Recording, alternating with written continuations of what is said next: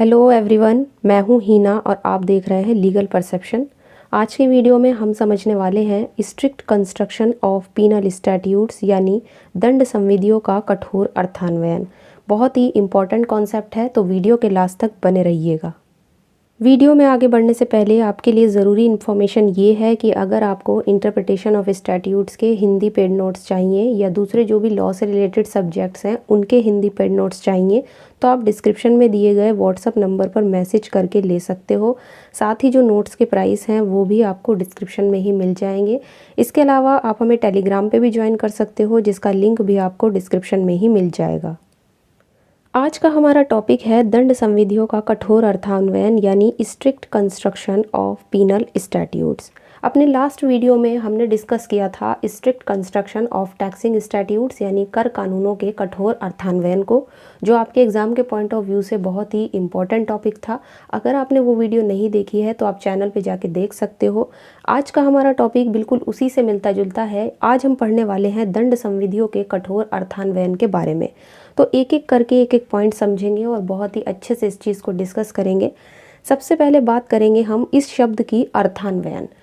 Construction क्या होता है, अर्थान्वयन क्या होता है।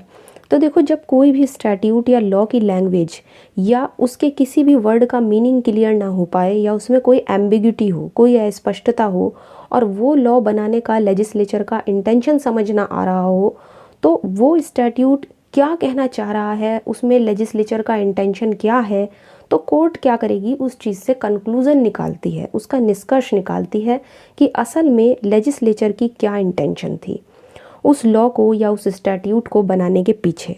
और जब स्टैट्यूट का मीनिंग ना समझ आ रहा हो तो कंस्ट्रक्शन के द्वारा कोर्ट उस स्टैट्यूट का कंक्लूज़न ड्रॉ करती है। तो जब किसी संविधि की भाषा या उसका अर्थ स्पष्ट ना हो पाए तो न्यायालय के द्वारा जब निष्कर्ष का निर्धारण किया जाता है तो उसे बोलते हैं अर्थान्वयन। इसके बाद अब शब्द आता है हमारे सामने, दो शब्द लिखे हैं, कठोर अर्थान्वयन। अर्थान्वयन हम समझ गए, जब कोर्ट कंक्लूजन ड्रॉ करती है। अब ये कठोर अर्थान्वयन क्या होता है, क्या होता है स्ट्रिक्ट कंस्ट्रक्शन। तो देखो, जब किसी भी संविधि में कोई शब्द प्रयोग किया गया हो तो न्यायालय द्वारा उसका शब्दक्ष निर्वचन करना। शब्दक्ष निर्वचन मतलब, इसका मतलब ये होता है कि जब भी वर्ड स्टैट्यूट में, मतलब कोई भी वर्ड है, कोई लॉ है, कोई लेजिस्लेशन है और उसमें कोई वर्ड यूज़ किया गया हो, उसका ही इंटरप्रिटेशन हमें वैसे का वैसा ही करना हो तो उसे बोलते हैं स्ट्रिक्ट कंस्ट्रक्शन। कोर्ट को उसका इंटरप्रिटेशन या उसकी व्याख्या वैसी की वैसी ही करनी पड़ती है जैसा उसमें लिखा हो, बिल्कुल एज इट इज़ उसका इंटरप्रिटेशन करते हैं। यानी जो चीज़ जैसी लिखी है वैसा ही उसको उसकी व्याख्या करना। और स्ट्रिक्ट कंस्ट्रक्शन में जो भी वर्ड स्टैट्यूट में लिखा होता है उसका लिटरल मीनिंग निकाला जाएगा, यानी वर्ड टू वर्ड उसका इंटरप्रिटेशन होता है, उसे बोलते हैं स्ट्रिक्ट कंस्ट्रक्शन। कुछ भी अपनी तरफ से नहीं जोड़ा जाता, कुछ भी चेंज नहीं किया जाता, कुछ भी मॉडिफाई नहीं किया जाता, सिर्फ जो लिखा है उसको बहुत ही स्ट्रिक्टली फॉलो किया जाता है। तो आई होप ये दोनों चीज़ क्लियर हो गई होगी, कंस्ट्रक्शन क्या होता है और स्ट्रिक्ट कंस्ट्रक्शन क्या होता है। अब बात आती है पीनल स्टैट्यूट पर।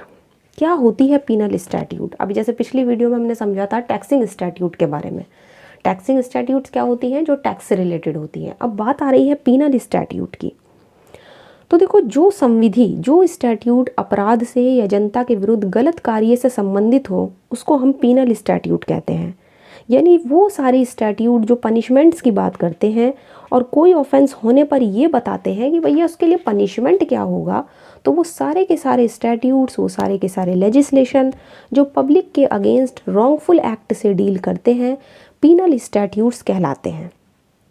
ठीक, यहाँ तक की चीज़ें क्लियर हुई होंगी कि क्या होती है। अब ये जितने भी स्टैट्यूट्स होते हैं जो किसी अपराध होने पर यानी उनकी धन संबंधी शास्ति बताते हैं या फिर कोई दूसरा पनिशमेंट बताते हैं, वो दांडिक संविधि कहलाते हैं।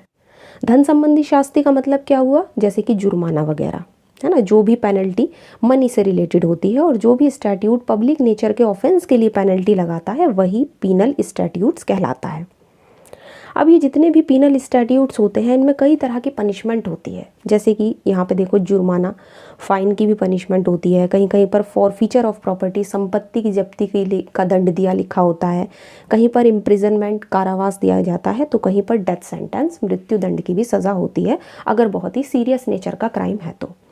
इसका सबसे अच्छा एग्जाम्पल पीनल स्टैट्यूट का हम बीएनएस ले सकते हैं, जैसे भारतीय न्याय संहिता, जो एक न्यू क्रिमिनल लॉ है और आईपीसी की जगह लाया गया है।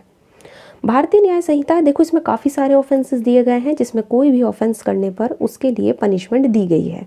और ये भी इम्पॉर्टेंट है कि पीनल स्टैट्यूट्स के अकॉर्डिंग अगर कोई लॉ का वायोलेशन करता है तो उसके लिए पेनल्टी कई रूप में हो सकती है, जैसे कि अभी हमने देखा फाइन के रूप में, प्रॉपर्टी की जब्ती के रूप में, इम्प्रिजनमेंट के रूप में भी हो सकता है, या सीरियस नेचर के क्राइम में जैसे कि मैंने बताया डेथ सेंटेंस भी हो सकता है।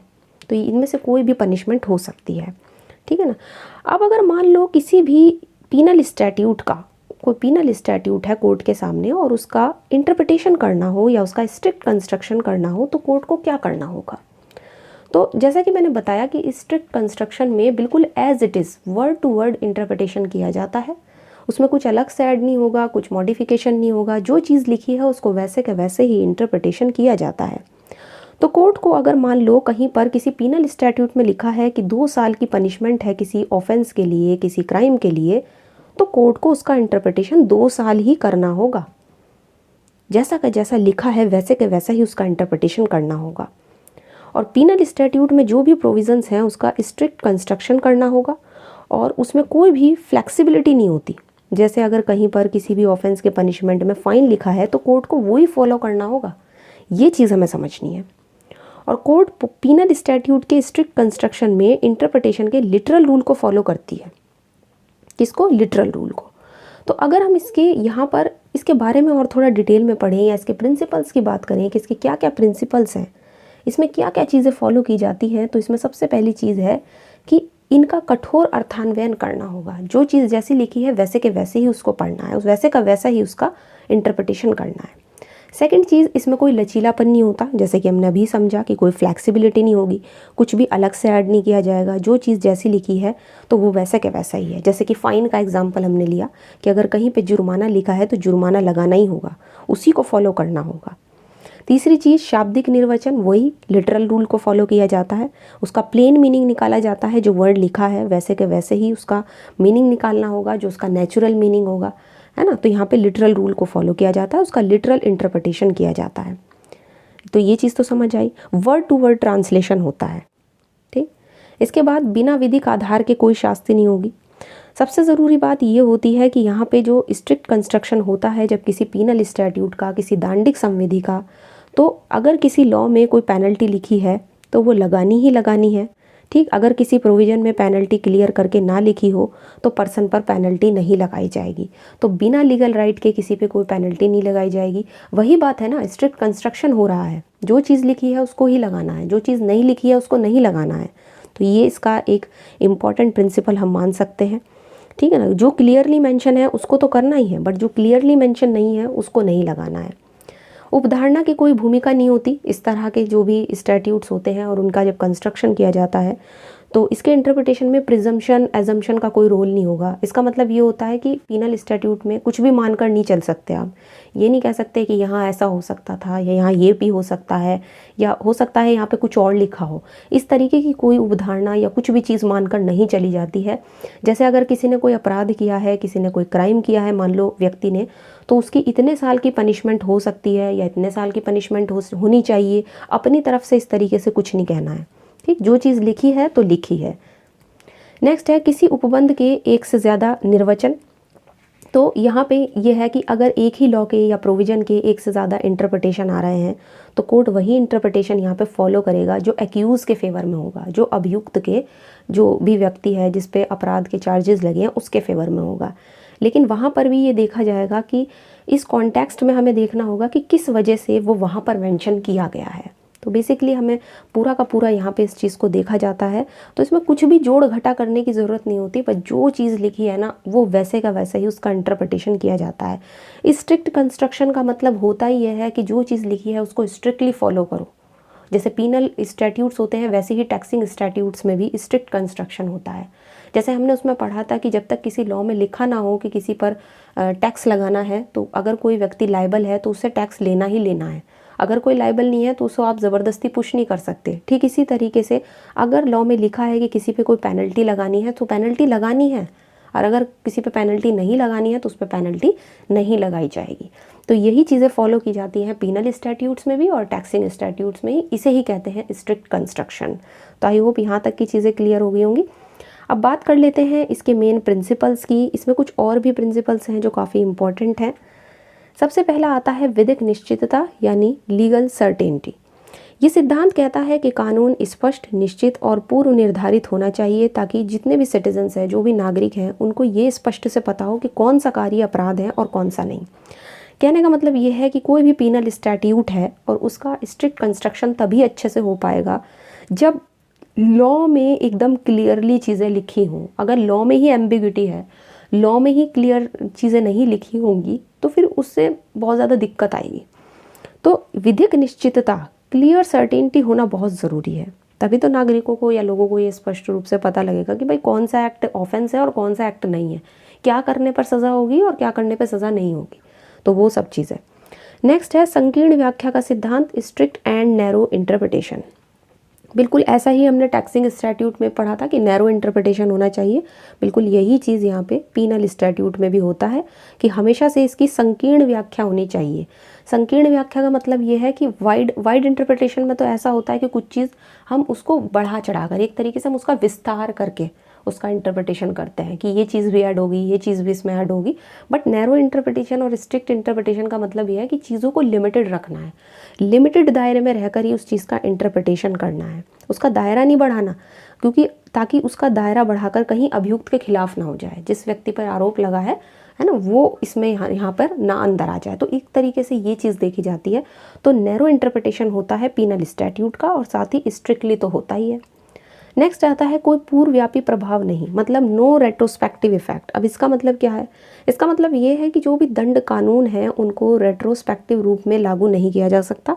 कहने का मतलब ये है कि किसी भी व्यक्ति को ऐसे अपराध के लिए पनिशमेंट नहीं दी जा सकती जो उस समय अपराध नहीं था जब वो किया गया था। ठीक, तो यहाँ पे ये चीज़ देखी जाती है। इसी को बोलते हैं रेट्रोस्पेक्टिव इफेक्ट, मतलब नो रेट्रोस्पेक्टिव इफेक्ट होना चाहिए, कोई भी पूर्वव्यापी प्रभाव नहीं होना चाहिए। अब लास्ट में डिस्कस करेंगे 3 केस लॉज जो बहुत ही इंपॉर्टेंट हैं और होने भी चाहिए क्योंकि आपका टॉपिक काफ़ी इंपॉर्टेंट है। तो बिना केस लॉज के तो है ना अधूरा सा लगता है। तो तोलाराम रेलूराम बनाम राज्य 1954, यहाँ पे इस मामले में सुप्रीम कोर्ट ने कहा कि अगर कोई दांडिक प्रावधान अस्पष्ट है या उसमें किसी भी तरह का डाउट है तो उसे अभियुक्त के पक्ष में ही हमें इंटरप्रिटेशन उसका करना चाहिए। जैसे हमने उसमें पढ़ा था कि टैक्स पेयर के फेवर में होना चाहिए अगर कहीं पे भी कोई चीज़ डाउटफुल है टैक्सिंग स्टैट्यूट में, बिल्कुल उसी तरीके से यहाँ पे बात हो रही है पीनल स्टैट्यूट की। तो जो भी पीनल स्टैट्यूट होते हैं उसमें भी यहाँ पे अगर किसी भी तरीके का डाउट है, किसी लॉ में कोई चीज़ क्लियर नहीं है, तो कोर्ट ने कहा कि भाई ऐसा होना चाहिए कि वो अभियुक्त के पक्ष में ही उसका इंटरप्रिटेशन होना चाहिए। नेक्स्ट आता है केदारनाथ सिंह बनाम स्टेट ऑफ बिहार 1962। अब इस वाले केस में क्या होता है, इस केस में भी देखो सुप्रीम कोर्ट ने इंपॉर्टेंट बात बोली है। उन्होंने कहा है कि जो भी सुप्रीम कोर्ट ने कहा है कि कोई भी कानून है वो बिल्कुल अस्पष्ट नहीं होना चाहिए, मतलब बिल्कुल क्लियर होना चाहिए और उसकी जो व्याख्या है, उसका जो इंटरप्रिटेशन है वो नागरिकों के मौलिक अधिकारों को ध्यान में रखकर किया जाना चाहिए। फंडामेंटल राइट्स बहुत ही इंपॉर्टेंट है। जब हम कॉन्स्टिट्यूशन में पढ़ते हैं तो उसका काफ़ी ज़्यादा जो पार्ट है वो फंडामेंटल राइट्स में कवर होता है। तो कोर्ट ने यहाँ पे यही बात बोली है कि अगर हमें किसी लॉ का इंटरप्रिटेशन करना है और कोई भी लॉ स्पष्ट नहीं है, वो क्लियर होना चाहिए लॉ, जिससे कि हम जो भी नागरिक हैं उनकी जब इंटरप्रिटेशन हम करें उस लॉ का तो नागरिकों के मौलिक अधिकार को ध्यान में रखकर हम करें। ऐसा इंटरप्रिटेशन ना कर दें कि जिससे किसी भी व्यक्ति के मौलिक अधिकार का हनन हो। वो चीज़ कोर्ट ने यहाँ पे बोली। नेक्स्ट आता है वीरप्पन बनाम यूनियन ऑफ इंडिया 2004। ये वाला केस ये और देख लेते हैं। इस केस में क्या था, इस केस में भी कोर्ट ने एक तरीके से यही वाली बातें बोली हैं और यहाँ पे भी देखो ये केस में क्या होता है कि मामला टाडा एक्ट के तहत, टाडा एक्ट था ना, टाडा एक्ट उससे डील करता है ये। तो यहाँ पे क्या होता है कि जो टाडा एक्ट के तहत जो कठोर प्रावधान थे उनकी वैधता से संबंधित था कि भाई टाडा एक्ट में, टाडा एक्ट का पूरा नाम था terrorist and disruptive activities prevention act.